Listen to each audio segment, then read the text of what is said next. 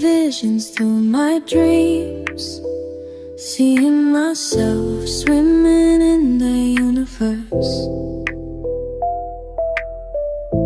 My ancestors gave me gifts to read cards, predict and heal.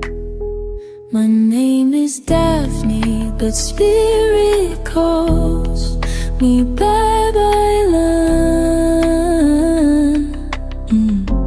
Angels communicate through numbers. Intuition is so deep.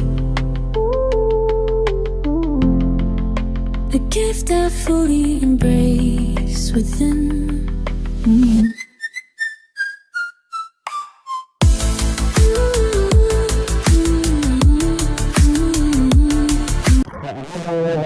Sa inyong almost personal reading.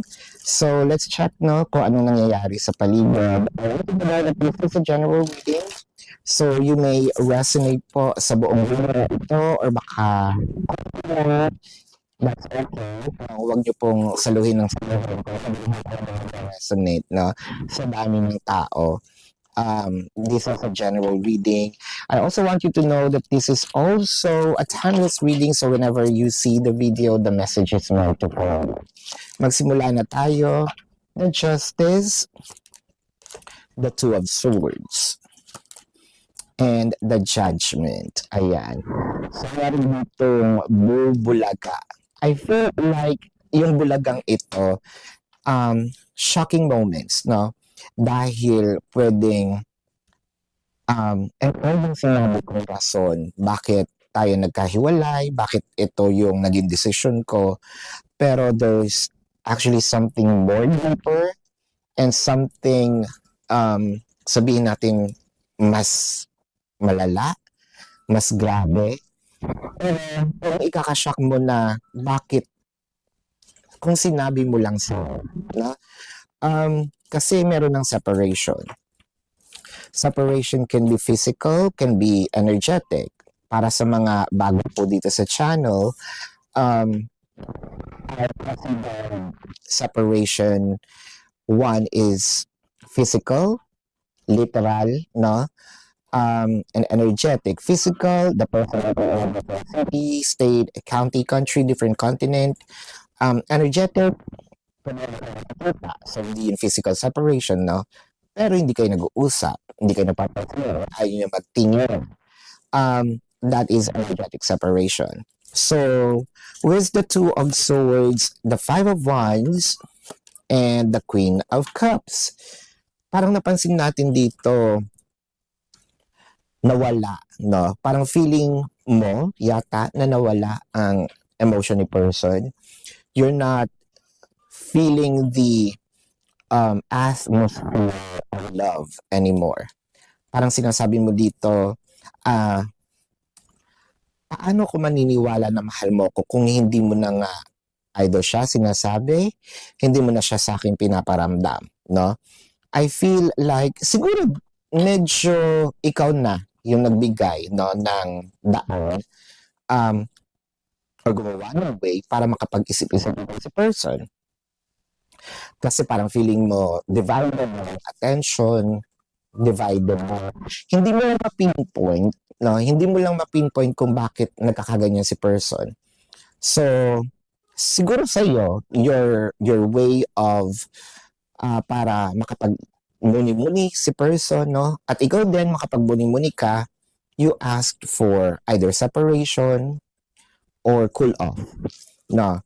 Binigyan mo siya ng time para mag-unwind. Para i-make sure ba kung ano yung totoo niyang nararamdaman, no?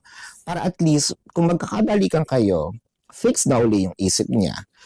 Pero, ano itong naging dahilan? Yun yung gusto kong malaman. With the Four of Wands and the Chariot. Ooh! Oh, wow! Pwede kasi natin sabihin dito na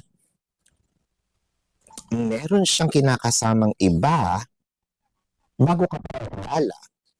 Or meron siyang nabuntis na hindi mo alam. Or nabuntis. Kasi the chariot here signifies supposedly, no? Kaya siguro nangyayari si person, kaya siguro sa person dahil hindi siya masyado nagpapakita din sa'yo. But the chariot in here signifies an ovary. So, kasi iba-ibang card, no, will have, syempre meron yung specific meaning. Yung kumbaga standard meaning, no? Pero sa yung iba kasing author, no, or creator ng tarot cards, naglalagay sila ng bukod doon sa specific meaning, yung pinaka-standard niya, merong mga, anong tawag dito, may mga additional silang nilalagay. Depende doon sa kanilang portrayal, no, ng card. So dito nakikita natin, may parang, ovary, wherein alam nyo na yun, the child is being kind of like the womb, di ba? Oh wow. So parang sinasabi dito, meron ka na sa attention or affection. Yun lang, hindi mo ma-pinpoint nga kung saan nanggagaling itong pagkawala ng person, bakit siya lang kulang ang time, no? Sa'yo, kulang na. So we're seeing the Death card, we're seeing the Page of Pentacles,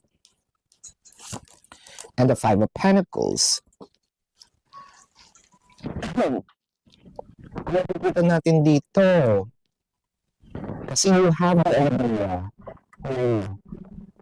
mag-iisip si person, which is, mag-iisip din naman siya.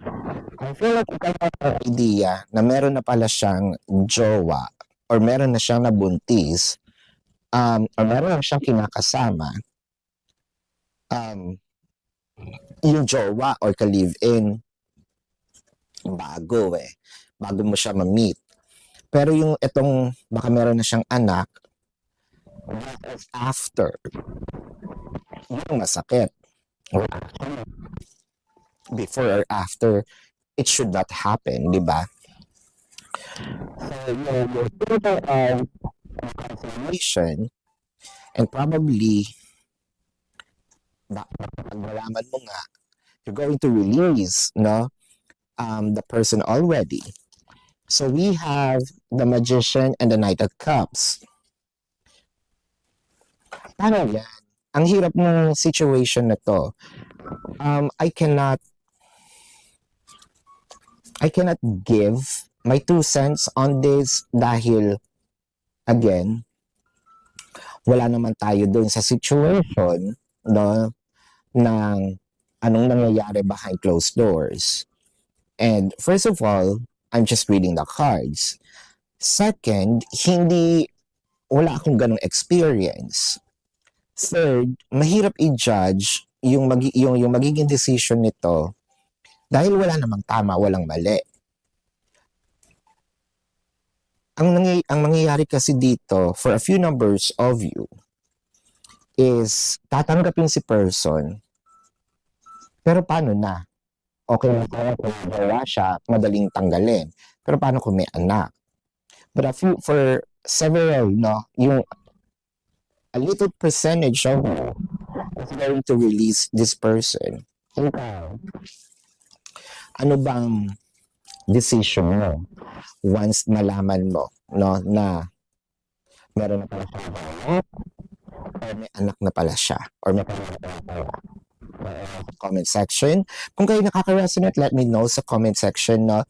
And kung kayo may katanungan, now, dito po sa video na ito, there is a link sa description box. Click the link, you will be routed to my webpage, no, or website. Nandun po yung name, number, QR code, amount per question. Take advantage of the 4 questions plus 1 kasi discounted na po yun. And if you want to book a private reading, nandun din po siya, no? So, as you're reading, let's talk about a person.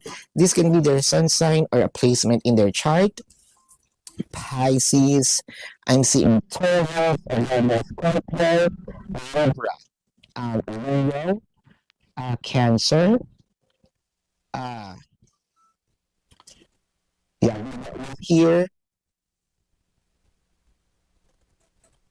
Aries, Cancer is also dominant, no?